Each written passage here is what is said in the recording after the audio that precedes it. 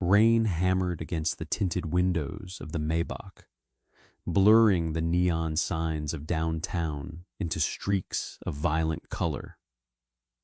Vincent didn't look at the city. His eyes stayed fixed on the rearview mirror, tracking a gray sedan weaving through traffic. Beside him, Maeve tapped away on her tablet, completely oblivious to the sudden, heavy silence in the car. She was just finalizing the quarterly logistics.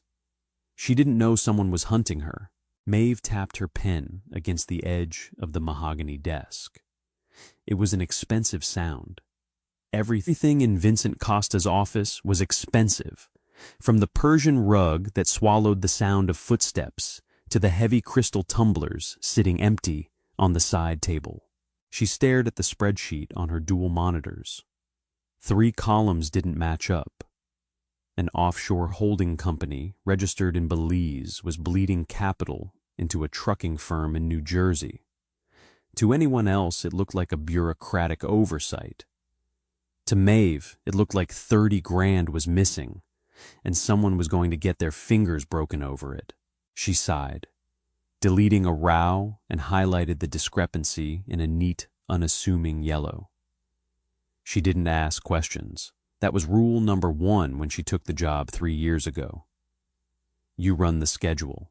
You balance the clean books. You do not ask what is in the trucks. The heavy oak door swung open. Vincent walked in. He didn't slam the door, but the quiet click of the latch still managed to suck the air out of the room. He was a man who took up space without trying. Broad shoulders wrapped in a bespoke charcoal suit, a jawline that always looked a little tense, and dark eyes that cataloged every exit the second he entered a room. Today he looked exhausted. A faint shadow of a bruise stained the edge of his left cheekbone. Maeve didn't mention it. She stood, grabbing the ceramic mug from her desk.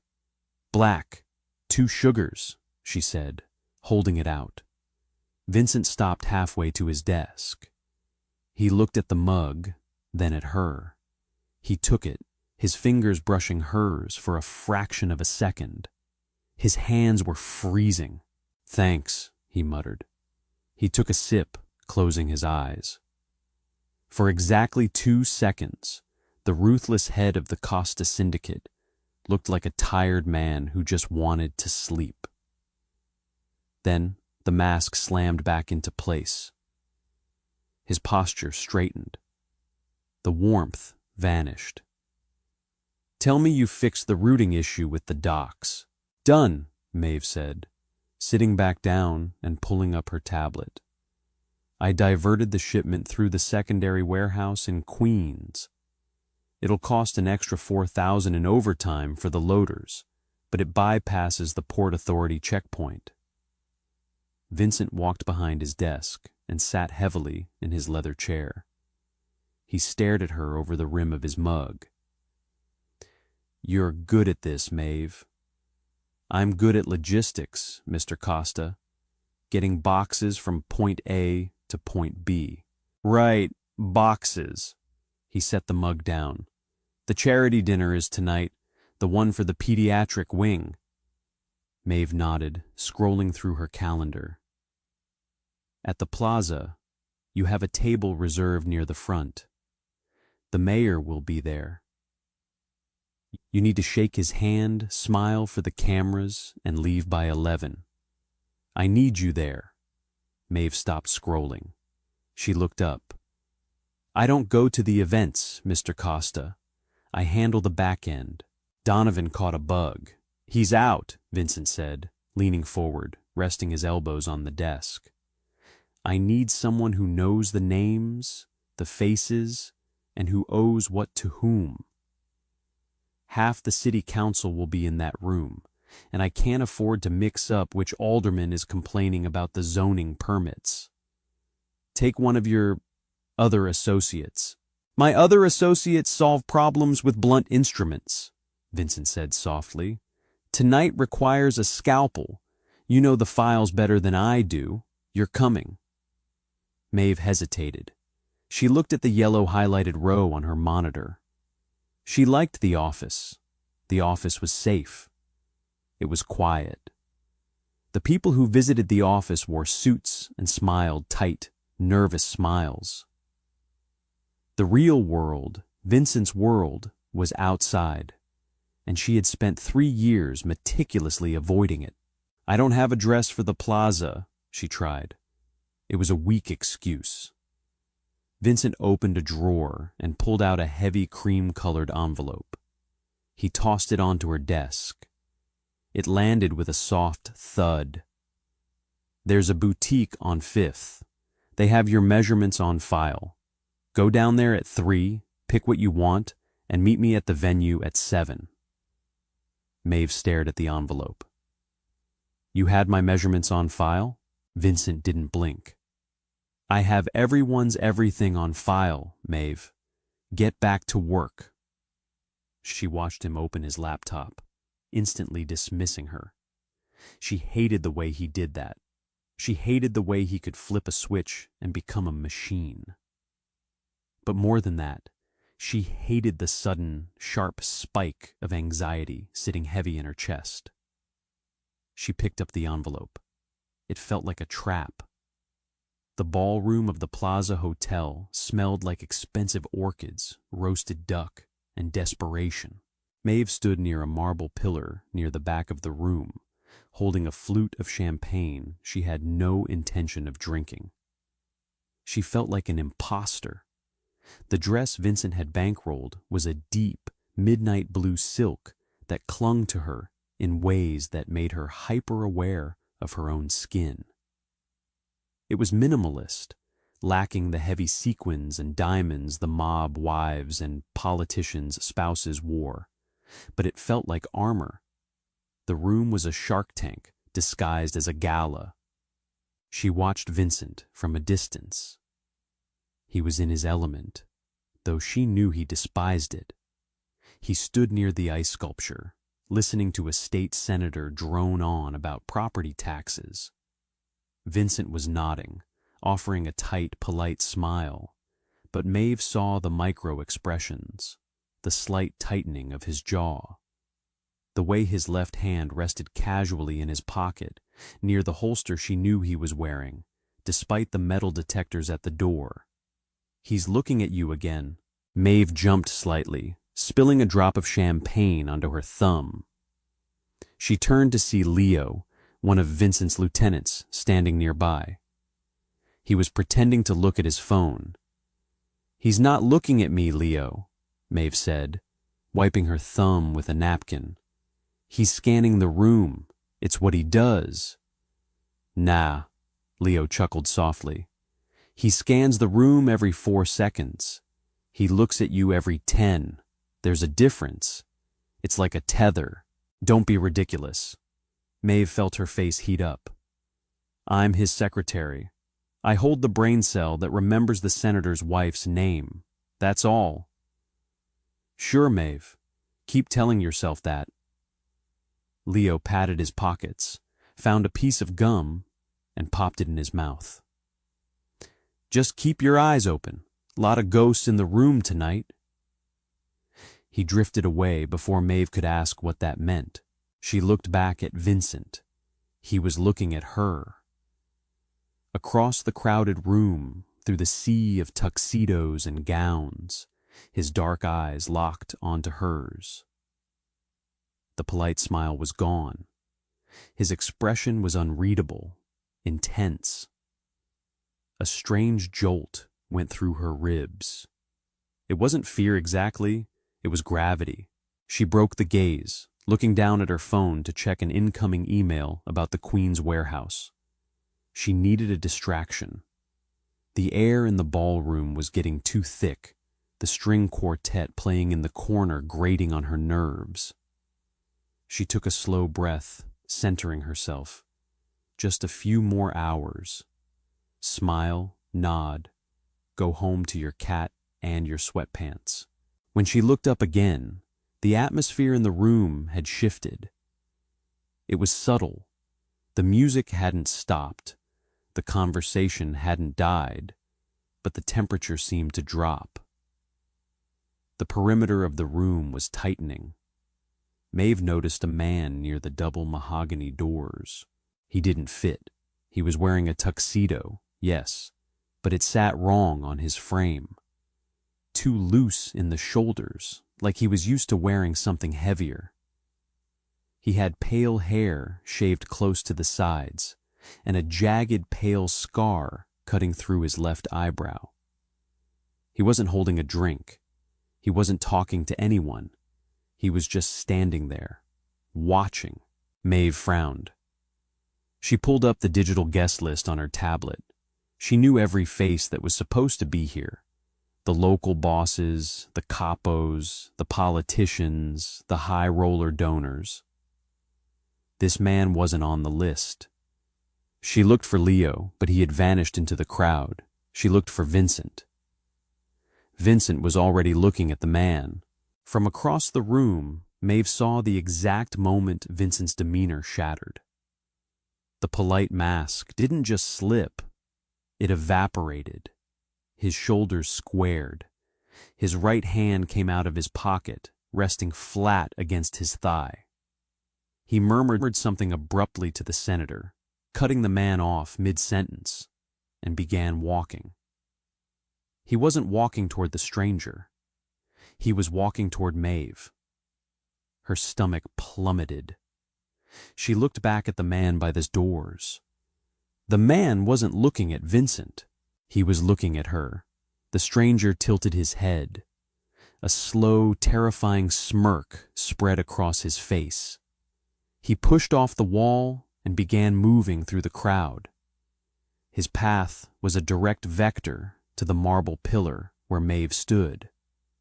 Panic, cold and sharp, flooded her veins. She tried to step back, but her heels hit the base of the pillar. She was trapped between a table of oblivious socialites and a wall of solid stone. The stranger was 20 feet away, 15. Suddenly, a solid wall of charcoal wool stepped in front of her, blocking her view. Vincent. He didn't look at her. His broad back was to her, shielding her completely from the approaching man. The smell of his cologne, cedar, and something metallic washed over her. "Don't move," Vincent said. His voice was barely a breath, but it carried the absolute weight of a command. The string quartet continued to play a lively Mozart piece. Glasses clinked, laughter echoed near the bar. To 99% of the room, nothing was happening. To Maeve, the world had shrunk to the space between Vincent's shoulder blades. She peered around his arm. The stranger with the scarred eyebrow had stopped 10 feet away. Up close, his eyes were a pale, washed-out blue. They looked like dirty ice. "Vincent," the man said. His voice was a raspy tenor, carrying a thick, unmistakable South Boston accent. "Long way from the harbor, aren't we?" Vincent didn't raise his voice. He didn't have to. "You have exactly 10 seconds to turn around and walk out the way you came, Thomas, before I have Leo drag you out through the service elevator in a bag." Thomas Keegan chuckled. It was a dry, scraping sound. "Hostile. I'm just here for the charity, Vinny. Gotta give back to the community, right?" Keegan shifted his weight, leaning slightly to the side to look past Vincent. His dead eyes locked onto Maeve again. She felt a physical shudder run down her spine. It was a predatory look, a look that weighed her, priced her, and found her useful. "I see you brought the help," Keegan murmured, licking his bottom lip. "Nice dress. She looks better out from behind a desk. Does she know what you did to my brother's operation in Red Hook?" Vincent's posture changed. It was a microscopic shift, a slight lowering of his center of gravity. Maeve recognized it. It was the stance of a man preparing to draw a weapon, 5 seconds, Thomas. Easy, easy. Keegan raised both hands, palms out, in mock surrender. But his eyes never left Maeve. I'm leaving. Just wanted to say hello. Just wanted to see what the great Vincent Costa values enough to bring out in public. It's good to know. Keegan took a step back. He pointed a finger gun at Maeve, dropped his thumb like a hammer, and winked. Then he turned and melted back into the crowd toward the exit. For 3 agonizing seconds, Vincent didn't move. He stood perfectly still, watching the doors until they swung shut behind Keegan. Maeve let out a breath she didn't realize she was holding. Her hands were shaking violently. She tried to grip her tablet tighter to hide it. "Mr. Costa," she started, her voice sounding thin and reedy. "Who was—" Vincent spun around. His face was pale, his eyes completely black with fury, and something else, something raw and desperate that she had never seen before. He closed the distance between them in a single stride, invading her personal space. He leaned down, his mouth mere inches from her ear. "Take my arm," he whispered. It wasn't a request. It was a lifeline thrown into a raging sea. "Now!" Maeve stared at him, paralyzed. "Maeve!" His voice cracked, just slightly, betraying a crack in the foundation. "Do it." She reached out with a trembling hand and looped her arm through his.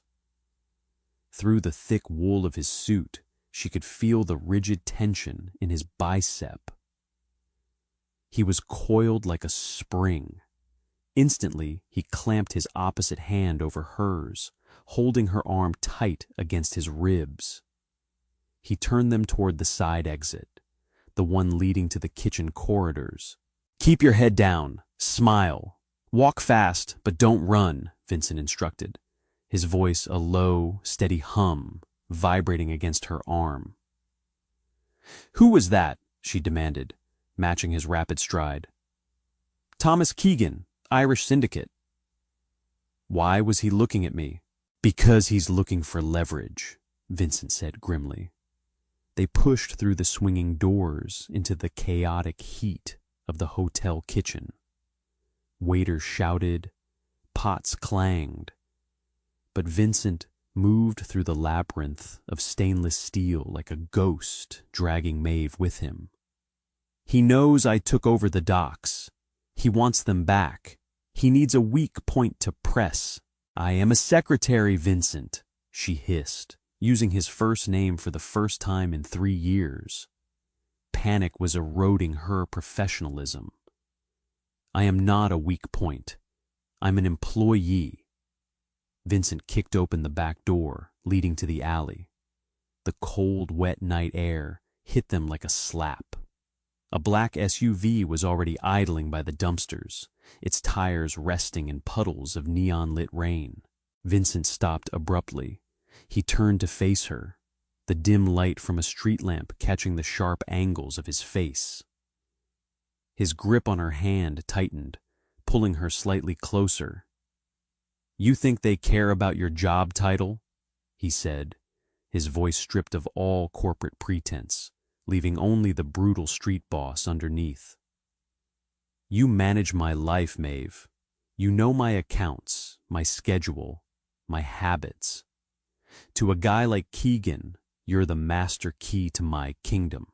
He stared down at her, the rain starting to spot the shoulders of his suit. He looked at her eyes, then her mouth, then back to her eyes. The terrifying realization hit Maeve all at once. It wasn't just the ledgers. Keegan hadn't looked at her because she was a secretary. Keegan had looked at her because he saw the way Vincent looked at her. The tether Leo had mentioned. The vulnerability Vincent had tried so hard to hide beneath coffee orders and logistics. "Get in the car," Vincent ordered, his voice suddenly thick. He pulled open the heavy armored door. Maeve hesitated, the rain ruining her silk dress, the reality of her safe, quiet life shattering on the wet asphalt. She looked at the dark interior of the SUV, and then at the man holding the door. There was no going back to the desk. There was no going back to the spreadsheets. She gathered her skirt and climbed into the darkness. The interior of the SUV smelled of ozone, damp wool, and the sharp bite of gun oil.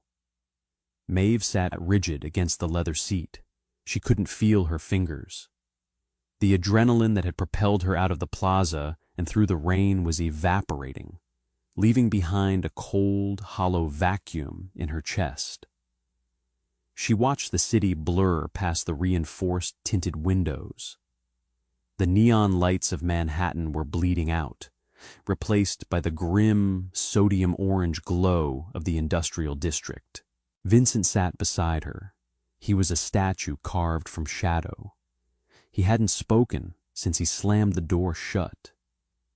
His phone was out, his thumbs flying across the screen with aggressive precision. The screen's pale light illuminated the tight, brutal lines of his face. In the driver's seat, a man with a thick neck and a ruined nose navigated the rain-slicked streets with terrifying speed. He didn't use the turn signals. He didn't stop for red lights. "Where are we going?" Maeve asked. Her voice cracked. She cleared her throat and tried again, aiming for the crisp, professional tone she used when a supplier missed a deadline. "Mr. Costa, where are we going?" Vincent didn't look up from his phone. "Not your apartment. Keegan's people are fast. They probably had someone watching your building before he even walked into the ballroom." Maeve felt the blood drain from her face. "My building has a doorman. A doorman makes $15 an hour, Maeve. He's not going to take a bullet for your second-floor walk-up." Vincent finally locked his phone and slid it into his inside pocket. He turned his head to look at her. "We're going to a safe house. It's secure. Nobody knows it exists except me and Gabe." He gestured vaguely to the driver. Gabe offered a grunt that might have been a greeting. "My cat is at the apartment," Maeve said.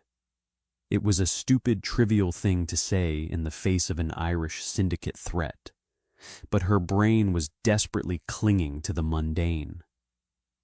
"Barnaby, he needs to be fed." Vincent sighed, pinching the bridge of his nose. "Gabe will handle the cat. Right, Gabe?" "I'll get the cat, boss," Gabe rumbled from the front.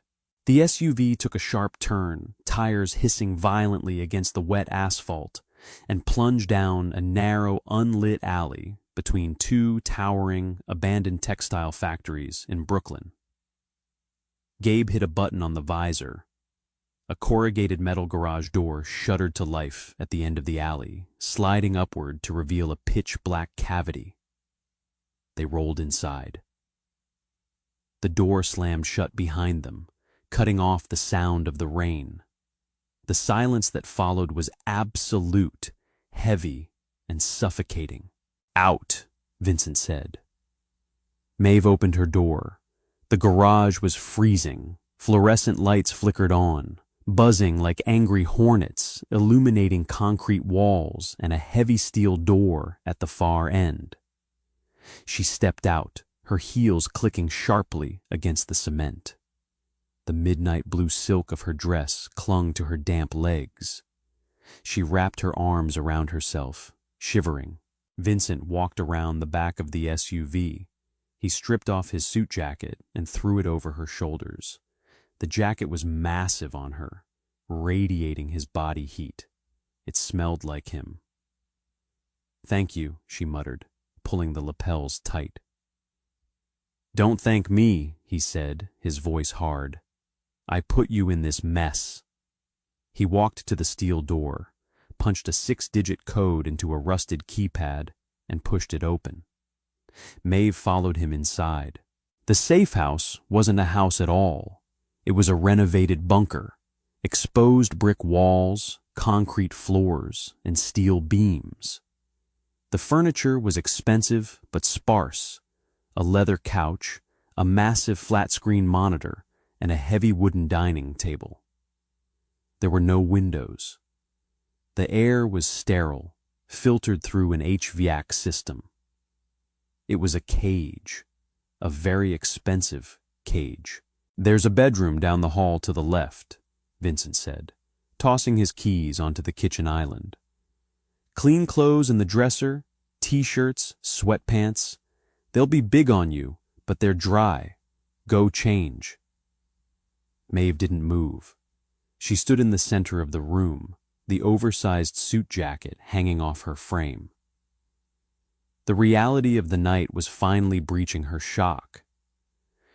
"You told me I was just logistics," she said. Her voice was quiet, but it echoed in the empty room. Vincent stopped halfway to the kitchen sink. His shoulders stiffened. "When you hired me," Maeve continued, the words coming faster now, fueled by a sudden, rising anger. "You said I was the firewall. You said I kept the books clean. You promised me I would never have to look at the ugly side of this. I schedule trucks, Vincent. I don't get hunted." He turned slowly. The exhaustion was back on his face, but the ruthless edge of the street boss had faded, leaving behind something dangerously raw. "I lied," he said flatly. Maeve stared at him. "Excuse me?" "I lied," he repeated, closing the distance between them. He stopped 2 feet away. He was too close, his physical presence overwhelming. "I told you what you needed to hear so you would take the job. Because I needed you. Because you're the only person in my entire organization who doesn't look at me like I'm a loaded gun waiting to go off. And now a man with a scar on his face is going to shoot me because I know your routing numbers? He's not going to shoot you." Vincent's eyes locked onto hers, dark and unblinking. "He wants to leverage you. He thinks if he has you, he has me. He thinks you're a vulnerability." "Am I?" Maeve asked. She didn't blink. She held her ground. For a long moment, Vincent just looked at her. He looked at the rain drying in her hair, at the anger flushing her cheeks, at the way she was clutching his jacket like a shield. He reached out. His hand hovered in the air for a second before his knuckles grazed the line of her jaw. His touch was startlingly gentle. "Yes," he whispered, "you are." He dropped his hand and turned away, walking toward the kitchen to pour a drink. "Go change, Maeve. Get some sleep. Tomorrow we figure out how to bury Thomas Keegan." Maeve didn't sleep. She spent the night staring at the ceiling of the bunker bedroom, listening to the faint hum of the air purifier. The sweatpants and t-shirt she found in the dresser swallowed her, offering no comfort. When she finally emerged into the main living area at 7 in the morning, the harsh fluorescent lights were already on. The smell of dark roast coffee filled the air. Vincent was sitting at the dining table. He had stripped off his tie and rolled up the sleeves of his white dress shirt. A laptop was open in front of him, casting a pale glow across his exhausted face. A Sig Sauer handgun rested casually next to his coffee mug, a stark reminder that the corporate facade was entirely gone. He looked up as she walked in. "Coffee's in the pot." "Thanks," she rasped. Her throat felt full of sand. She poured a mug, her hands steadier than they had been the night before. She walked over to the table and sat across from him. She looked at the gun. Then she looked at him. "Status report." Vincent's mouth twitched. It was almost a smile. "Always on the clock. I need to know how bad it is." The faint amusement vanished from his face. He turned the laptop around so she could see the screen. It was playing a silent, black and white security feed. Maeve recognized the hallway immediately. The peeling wallpaper, the brass light fixture, the heavy oak door with the brass 4B. It was her apartment building. The timestamp in the corner read 1:15 a.m. 3 men walked into the frame. They were wearing dark clothes and medical masks. One of them carried a heavy steel crowbar. He didn't even bother picking the lock. He jammed the crowbar into the door frame and threw his weight against it. The wood splintered violently, the door flying open. The 3 men walked inside. 10 minutes later, they walked out. The last man out tossed a match into the doorway before pulling the door shut. Maeve stopped breathing. She watched the smoke begin to curl out from under the door frame on the black and white feed. Vincent reached out and closed the laptop with a sharp snap. "The fire department put it out before it took down the building," Vincent said softly. "But the apartment is gone. They torched everything. Your clothes, your photos, your paperwork." Maeve sat perfectly still. The mug in her hands felt suddenly very heavy. Her sanctuary, her quiet, perfectly organized life. The vintage armchair she had saved up for. The bookshelves she built herself. Burned to ash because she optimized trucking routes for the wrong man. A heavy, suffocating wave of violation washed over her. It wasn't just fear anymore. It was rage, cold, bright, and suffocating. "Barnaby?" she asked, her voice dangerously quiet. "Gabe got there at 12:45, Vincent said. He nodded toward the corner of the room. Maeve turned. A plastic cat carrier sat near the leather couch. Inside, a large, furious-looking orange tabby was glaring out through the metal grate. Maeve let out a ragged breath, squeezing her eyes shut. "Okay, I'm going to make you whole," Vincent said. His voice was a low, dangerous rumble. "The apartment, the furniture, whatever was in there. I'll buy you a building in Tribeca if you want it. Keegan is going to bleed for this." Maeve opened her eyes. She looked at the man across from her. He was a creature of violence, bred in it, accustomed to it. He solved problems by removing them from the earth. "You think this is about a couch?" she asked, her voice sharpening like a blade. "He broke into my home, Vincent. He tried to erase me. He thinks I'm collateral damage. You're not." "I know I'm not," Maeve snapped. She slammed her mug down on the table. Coffee sloshed over the rim, staining the wood. "I know everything about your business. I know the shell companies. I know the bribes. And I know your enemies." Vincent frowned, leaning back in his chair. He studied her. The terrified secretary from the ballroom was gone. The woman sitting across from him was the apex predator of logistics. "What are you saying, Maeve?" "I'm saying you're not putting me in a corner while you go out and shoot up South Boston," she said. She stood up, walking around the table, to stand beside him. She reached out and spun the laptop back around, opening it. "Keegan thinks I'm a weak point. He thinks I'm a liability. He's an idiot." She pulled up a fresh, encrypted browser window. Her fingers hovered over the keyboard. "Give me my server access," she demanded. Vincent watched her. His eyes tracked the rigid line of her spine, the set of her jaw.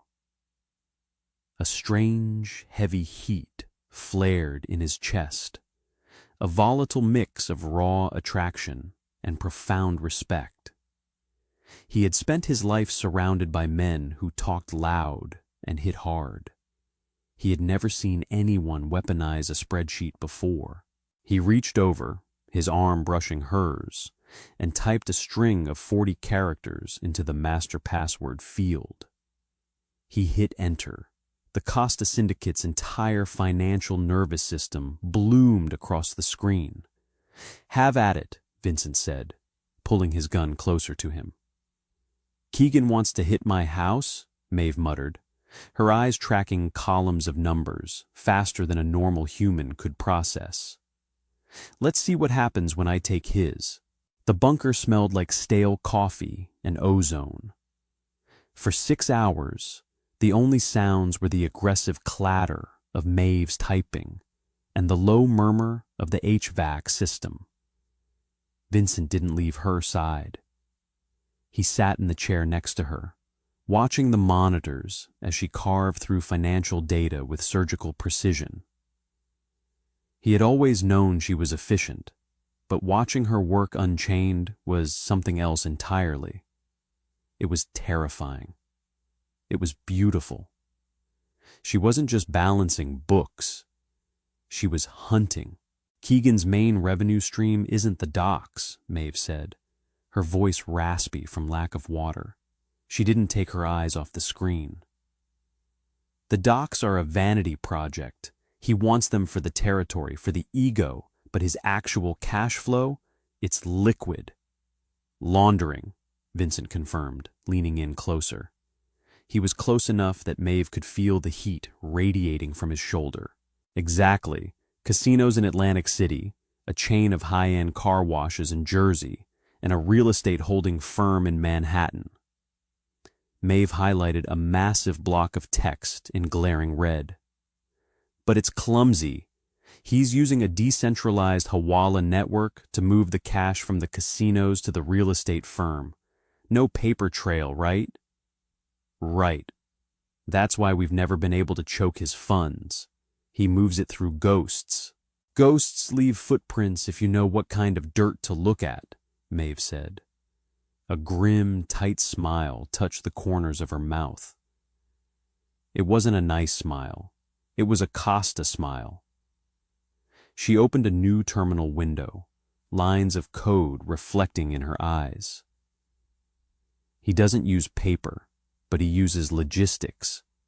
The cash has to physically move from the casinos to the drop sites before it gets injected into the legitimate businesses. He's using armored trucks."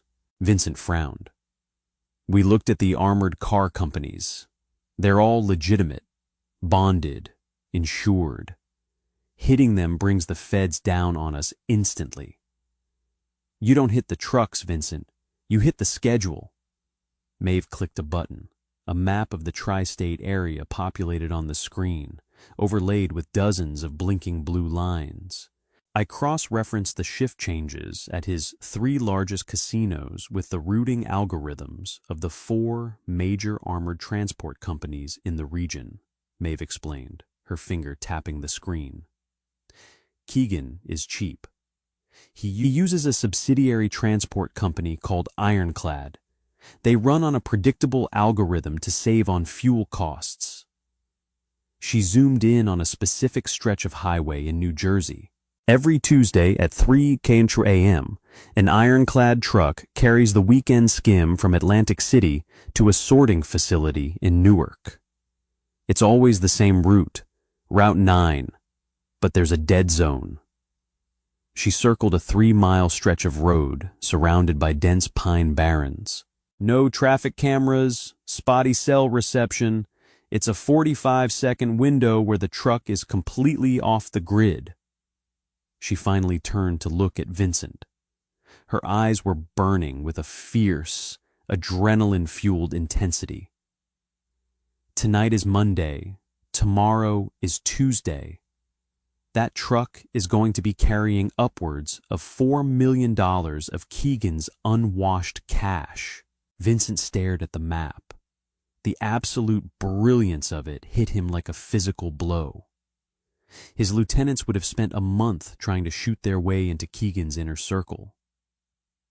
Maeve had found his jugular in 6 hours using nothing but a Wi-Fi connection. and pure spite. He looked away from the screen, his gaze locking onto her face. The harsh lighting caught the dark circles under her eyes, the tension in her jaw.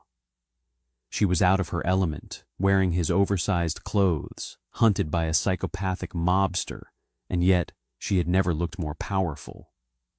"You want me to rob him," Vincent said, his voice dropping an octave. "I don't want you to rob him," Maeve corrected, leaning back in her chair. She crossed her arms over her chest. "I want you to bleed him, take the cash, burn the truck, leave a message. I want Thomas Keegan to wake up tomorrow morning and realize he doesn't have the capital to pay his own soldiers." Vincent let out a slow, heavy breath. The urge to reach out and pull her into him was sudden and violent. It took every ounce of self-control he possessed to keep his hands flat on the table. "If we hit that truck, we start a war," he said, testing her. "No more shadows, no more polite charity dinners. It'll be blood in the streets." Maeve looked at the black and white image of her burning apartment, still minimized in the corner of the screen. She thought about the life she had built, reduced to ash. She thought about the way Keegan had looked at her, like she was a pawn to be moved and discarded. She turned back to Vincent. The hesitation was gone. "He already started the war," she said, her tone absolute zero. "I'm just giving you the ammunition to end it." Vincent stared at her for a long, silent moment. Then, a slow, dangerous smile spread across his face. It was the smile of his predator that had just found its mate. He reached across the table, his hand covering hers on the mouse. His skin was warm, calloused, and electric. He didn't pull away. "Gabe," Vincent called out, not taking his eyes off Maeve. From the other room, Gabe appeared in the doorway, a half-eaten sandwich in his hand. "Yeah, boss?" "Call the crew," Vincent said, his thumb lightly stroking the back of Maeve's hand. "Tell them to load up the heavy ordnance. We're going to Jersey." "Who's the target?" Gabe asked, already pulling out his phone. Vincent finally looked away from Maeve, his eyes turning cold and dead as they fixed on the map. "We're taking Thomas Keegan's wallet." The bunker felt smaller with the men gone. Maeve sat alone at the heavy wooden dining table, surrounded by the glowing monitors. Barnaby the cat slept on the leather sofa, a steady, oblivious mass of orange fur. The digital clock in the corner of her primary screen flipped to 2:47 a.m. On the desk in front of her rested a black, encrypted two-way radio. It had been silent for 40 minutes. She stared at the map. The blinking blue dot representing the ironclad armored truck was crawling south along Route 9. The rain had intensified, washing out the traffic cameras near the toll booths. On her secondary monitor, a satellite overlay showed the topography of the New Jersey Pine Barrens. Deep woods, narrow roads, no shoulder. "Approaching the marker," a voice crackled through the radio. It was Carmine, one of Vincent's heavy hitters. His voice was stripped of emotion, entirely clinical. "Copy," Vincent's voice followed. Low, grating with static. "Hold the line. Let him get deep into the cut." Maeve leaned forward, resting her elbows on the table. Her fingernails dug into her palms. This was the reality of her spreadsheet. For 3 years, she had moved numbers, optimized routes, and cut overhead costs. It was sterile. It was abstract. Now, she was listening to men prepare to bleed in the dark, and she had drawn the map. The blue dot on the screen crossed the invisible boundary into the dead zone. "He's in," Maeve said, pressing the transmit button on the radio. Her voice sounded foreign in the quiet room. You have 45 seconds before the GPS pings the central dispatcher looking for an update. Going dark, Vincent replied. The radio cut to static. The blue dot on the screen vanished. Maeve stopped breathing. The silence in the bunker was suddenly deafening. She watched the timer she had built into the corner of the screen. 10 seconds. 20. Out in the Pine Barrens, she knew exactly what was happening. She had designed it. Gabe would be driving a reinforced tow truck out of a logging road, blocking the highway. The armored car would hit the brakes. Carmine would blow the tires with a suppressed rifle from the tree line. Then Vincent would breach. 30 seconds. The radio hissed. The sound of heavy, sustained gunfire erupted through the speaker, followed by the deep, concussive thump of an explosive charge. The audio peaked, squealing violently before leveling out into the chaotic noise of men shouting. "Rear doors are breached," Carmine yelled over the radio. "They're dug in, suppressing fire." More gunfire. This sounded different, heavier. Maeve squeezed her eyes shut, her chest tight with a sudden, suffocating wave of nausea. She had told him to do this. She had handed him the knife. "Gabe's hit," a new voice shouted. Mick, another of the crew. "Through the shoulder. He's up, just a graze." "Grab the bags." Vincent's voice cut through the chaos. He didn't sound panicked. He sounded like a machine working exactly as designed. "Leave the loose bills, take the duffels, move. Dispatcher is going to ping in 5 seconds, Maeve forced herself to say into the radio, her voice shaking. "Let them ping," Vincent snapped. "Carmine, plant the flare. We're out." The sound of an engine revving, tires spinning violently in the mud. Then the audio cut entirely. Maeve stared at the blank map. The timer crossed the 45-second mark. Immediately, a red warning indicator flashed on her screen. The ironclad dispatcher was pinging the truck.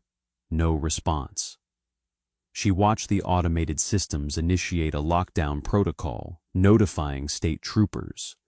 But it didn't matter. Vincent was already gone. She slumped back in the chair, her muscles turning to water. Her hands were trembling so badly she couldn't operate the mouse. She had just stolen $4 million from an Irish syndicate boss.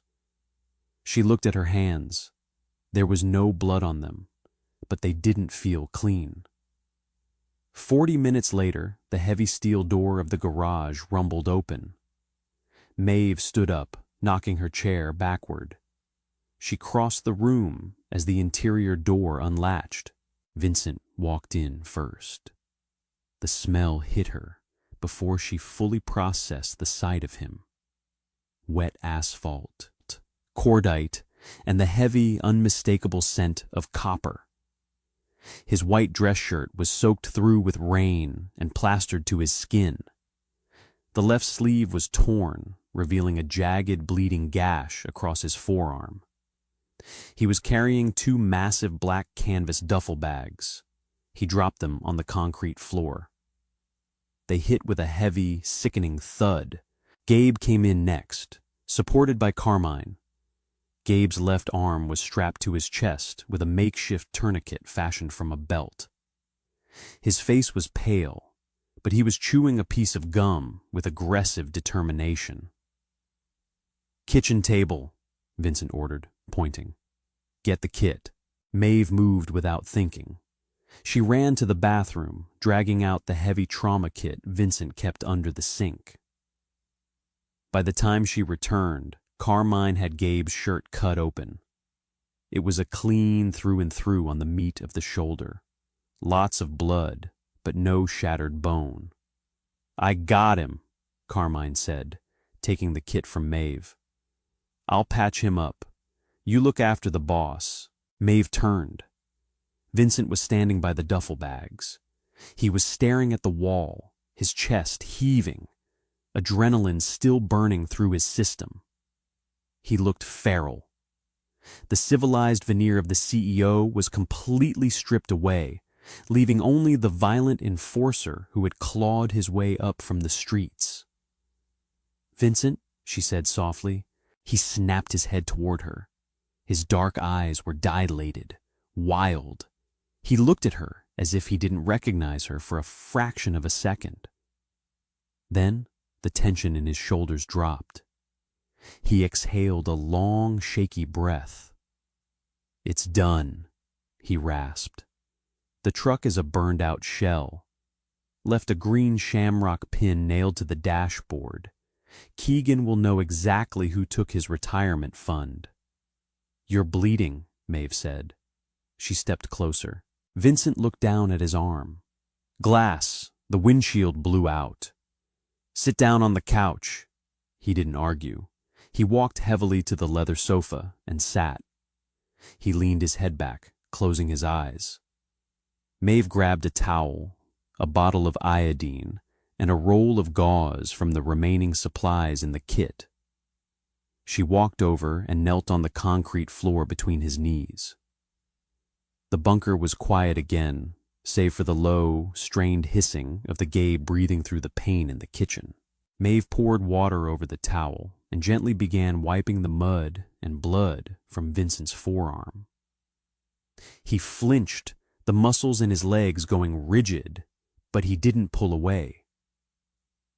"I shouldn't have brought you into this," Vincent muttered, his eyes still closed. "I should have put you on a plane to London the second he looked at you in the ballroom." "I don't run, Vincent," she said, carefully picking a shard of safety glass from the wound with a pair of tweezers. She dropped it into a plastic tray. It made a sharp clinking sound. "You knew that when you hired me. I fix problems." "This isn't a supply chain disruption, Maeve. This is a war. Keegan is going to send shooters to the city tomorrow. People are going to die." "I know." She poured iodine over the cut. Vincent hissed, his eyes flying open. He looked down at her. She was kneeling between his legs, wearing his oversized t-shirt, her hair messy and falling in her face. She looked exhausted, terrified, and entirely resolute. "You don't understand the cost of this," he said, his voice dropping to a harsh whisper. "You sit behind a screen. You don't smell them burning." Maeve stopped. She looked up from his arm, meeting his gaze. The anger she felt in the kitchen flared back to life, hot and bright. "Don't condescend to me," she said, her voice matching his low volume, but carrying twice the edge. "Don't act like you're protecting my soul. You brought the violence to my doorstep. He burned my home. He would have killed my cat. He would have dragged me into a warehouse and used me to bleed you dry." She dropped the bloodied towel onto the floor. She leaned in closer, invading his space, refusing to look away from the dark intensity in his eyes. "I didn't pull the trigger tonight, Vincent," she whispered, "but I loaded the gun. I aimed it. I know exactly what I am, so don't try to protect me from the monster when I'm the one feeding it." Vincent stared at her. The silence stretched, heavy and electric, thick with the smell of copper and rain. The barrier between them, the desk, the paychecks, the professional distance, shattered completely. He reached out with his uninjured hand and gripped the back of her neck. His fingers were rough, stained with dirt and grease, but his touch was incredibly deliberate. He pulled her forward. Maeve didn't resist. She let him pull her in until she was forced to lean against his chest, her hands bracing on his thighs. "You are a terrifying woman," Vincent murmured, his mouth hovering an inch from hers. "Good," she breathed. Vincent closed the distance. The kiss wasn't gentle. It was a collision. It was the physical manifestation of 3 years of repressed tension, fueled by the adrenaline of a gunfight and the absolute certainty that they had just crossed a point of no return. His mouth was hot, demanding, bruising against hers. Maeve gasped, her hand sliding up his chest, gripping the wet, ruined fabric of his shirt. She felt the heavy, erratic thud of his heart against her palms. He tasted like rain and dark coffee. Vincent shifted, groaning low in his chest. He pulled her up off the floor, dragging her onto his lap. His hands were everywhere, tracing the curve of her spine, pulling her hips flush against his. He was desperate, anchoring himself to the only solid thing in a world that was rapidly unraveling. Maeve kissed him back with equal ferocity. She wasn't a fragile thing to be protected. She bit his lower lip, pulling a harsh groan from his throat. She ran her fingers into his damp hair, tugging slightly, asserting her own gravity. He broke the kiss, resting his forehead against hers. Both of them were breathing hard, the air thick between them. "If we do this," Vincent rasped, his eyes tracing the swollen line of her lips, "there is no going back to the desk. There is no going back to the clean books. You are in, all the way." "I burned the desk tonight, Vincent," she whispered, her thumb brushing the sharp line of his jaw. "I'm not going anywhere." Vincent stood up, lifting her effortlessly with him. Her legs wrapped around his waist, her arms locking around his neck. He didn't care about the bleeding arm. He didn't care about the money on the floor. He carried her down the narrow concrete hallway, kicking the bedroom door shut behind them. The dark consumed them. It was a grounded, desperate kind of intimacy. There was no romance in the concrete bunker, only the raw, urgent need to prove they were still alive. Clothes were torn, discarded in the dark. Vincent's hands were rough, calloused from years of violence, but they mapped her skin with a reverent, trembling care that belied the brutality of his life. He worshipped her in the shadows, his mouth branding her throat, her collarbone.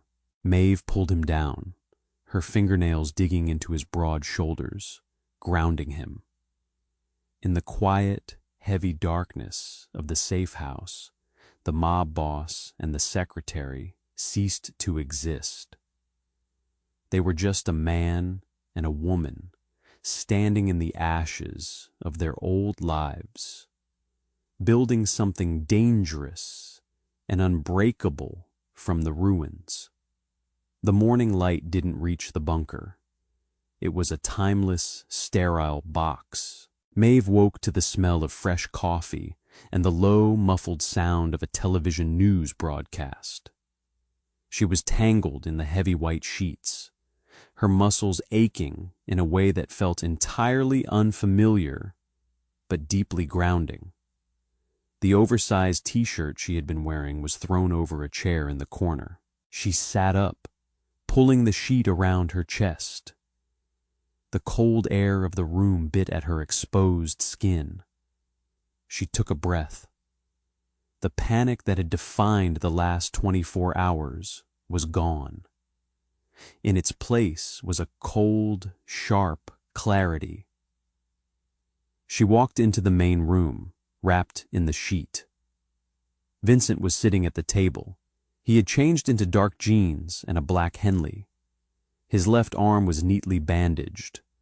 The 2 duffel bags of cash were gone, likely moved to the armory room by Carmine. Vincent looked up as she walked in.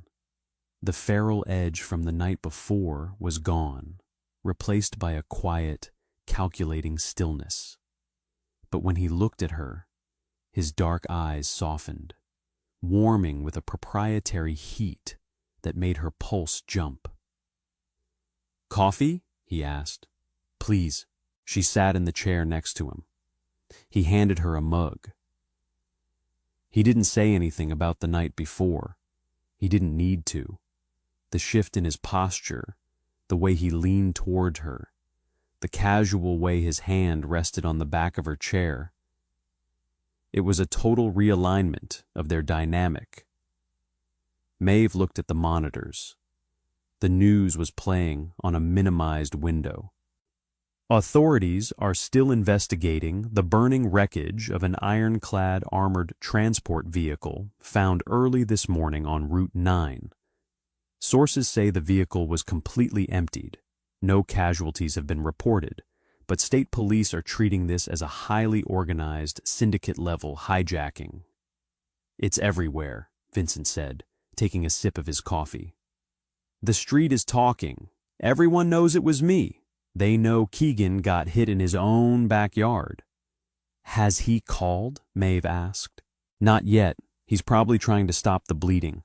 $4 million is a lot of cash to lose overnight." "He lost more than $4 million, Maeve said casually, taking a sip of her coffee. Vincent stopped halfway through a sip. He slowly lowered his mug and looked at her. "What?" Maeve reached over, tapped the keyboard to wake the screens, and pulled up her encrypted browser. She maximized a window, displaying a complex web of offshore accounts. "While you were in the woods shooting at his truck, Keegan's internal security network was entirely focused on the hijacking. The dispatcher, the local bosses, his IT guys, they were all panicking about the physical cash." Maeve tapped the screen. "So, I walked through the back door." Vincent stared at her, completely motionless. "What did you do, Maeve?" "I couldn't steal his digital assets. The encryption on the Cayman accounts requires biometric keys. But I didn't need to steal it to ruin him." She offered a tight, ruthless smile. "I flagged every single one of his holding shell companies for international terrorism funding. I forged a digital paper trail linking his real estate firms to a sanctioned arms dealer in Damascus. Then, I anonymously dumped the routing numbers to the IRS Criminal Investigation Division and the FBI. Vincent let out a slow, disbelieving breath. "The feds froze his accounts at 6 a.m. this morning pending investigation," Maeve concluded, leaning back in her chair. "His liquidity is zero. His legitimate businesses are locked. The $4 million you stole was the last of his usable capital. Thomas Keegan can't buy a cup of coffee right now, let alone pay soldiers to come after us." Vincent stared at the cascading lines of data on the screen. He had spent his entire life learning how to break men with his hands, with fear, with bullets. In 3 hours, Maeve had completely dismantled an empire with a keyboard. Before Vincent could speak, a burner phone sitting in the center of the table vibrated violently, buzzing against the wood. The caller ID was blocked.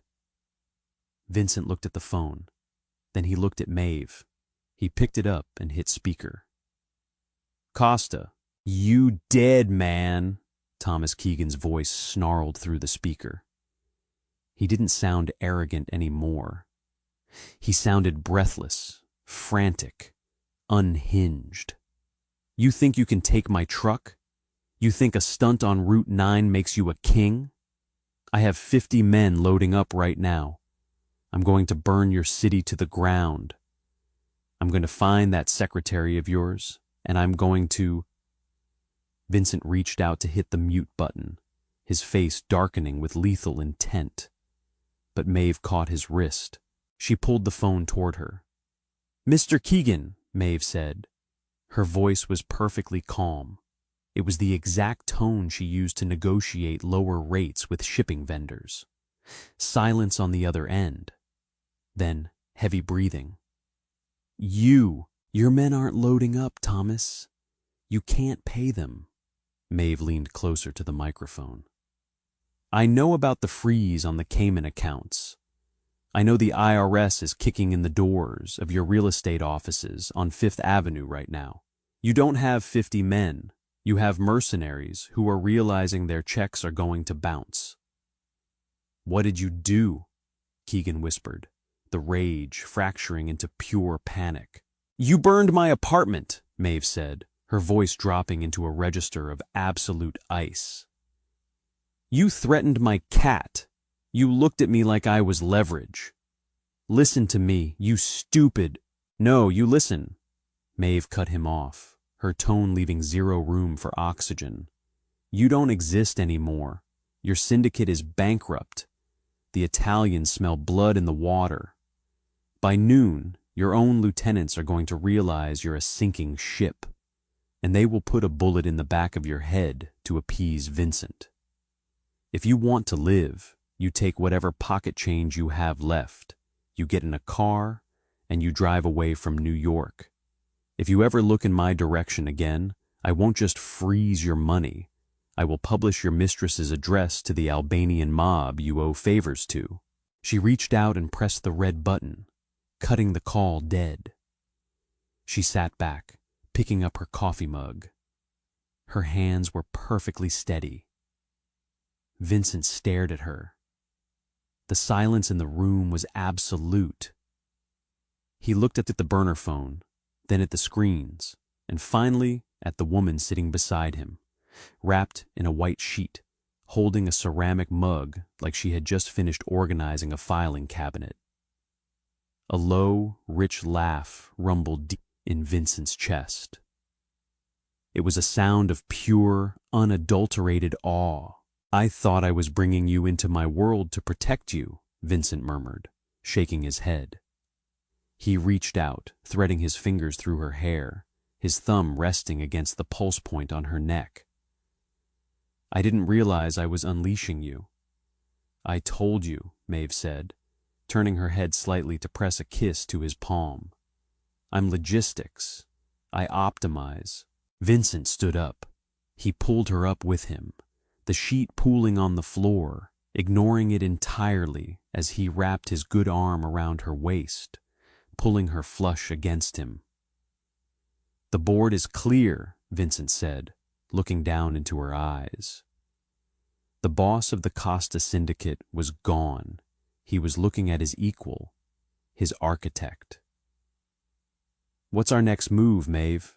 Maeve looked at the man who had dragged her into the dark, only to let her rewrite the rules of the game. She smiled, a dangerous, beautiful thing.